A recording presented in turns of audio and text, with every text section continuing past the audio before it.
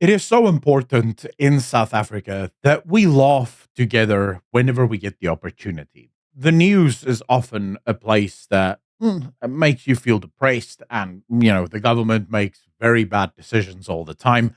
It truly does affect all of us very, very negatively. But every once in a while, there's something that the government does where, as they say it, you just go, "Man, that's peak comedy." Like that is comedy gold.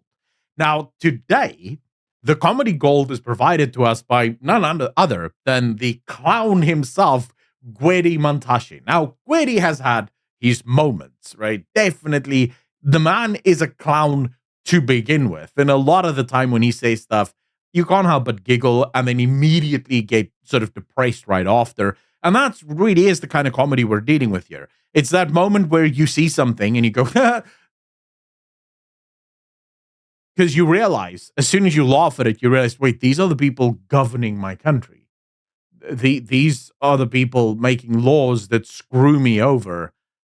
And that sort of makes you depressed. South Africa might be the only country on earth where it's the idiots leading everyone else, right? Normally, at least leaders will have, I guess to some extent, leaders will be maybe not it used to be. Maybe South Africa isn't even the only country. What am I talking about? Almost every government throughout the world is led by a bunch of idiots. So maybe it doesn't even matter. But it used to be that the leaders of countries would be sort of chief among men, right? They would be the good people, the moral people, the people who would lead by example. In South Africa, that is completely twisted around. These are the criminals that is barely holding on to power.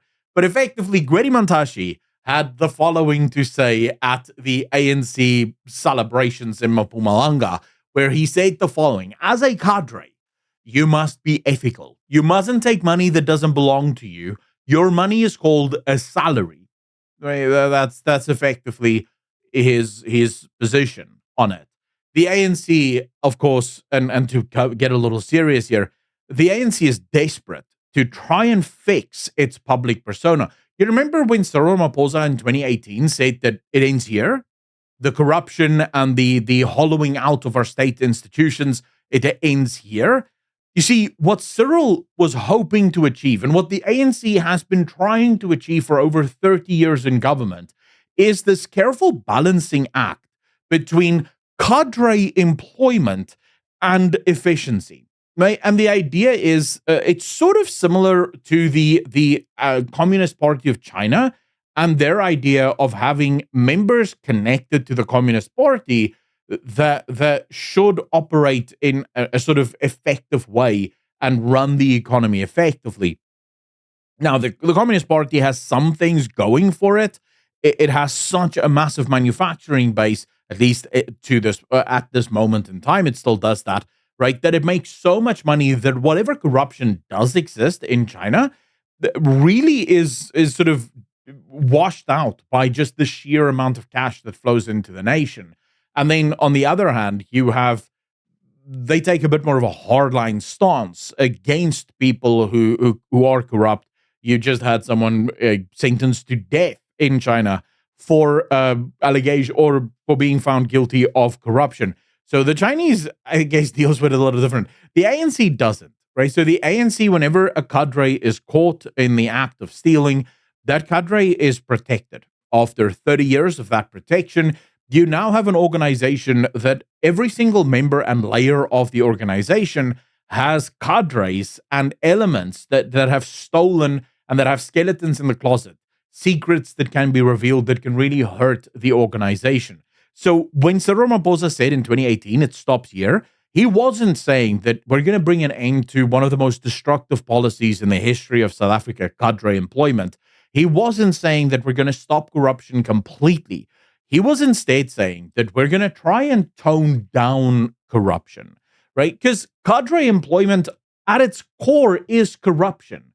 You're giving jobs to people who don't deserve them merely because they belong to the political party. It's called nepotism and it's wrong, right? It does not work. And nepotism can work in some instances if the people that gets the job actually is equipped to do that job, although that isn't what happens in South Africa. So that already is a form of corruption. But the ANC is trying to strike that careful balancing act between this is the bare minimum of corruption that we can allow and still run the country nearly effectively.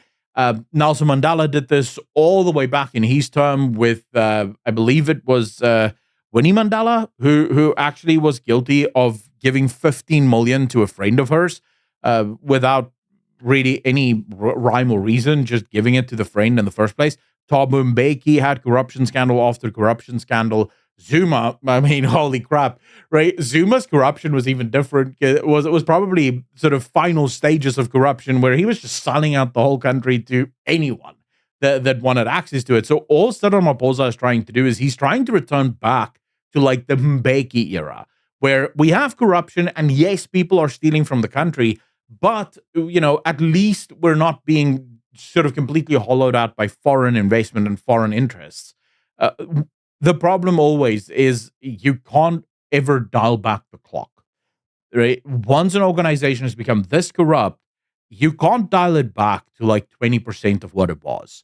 That will just not work because the corruption or the corrupt will always corrupt the good long before the good is able to remove the corrupt.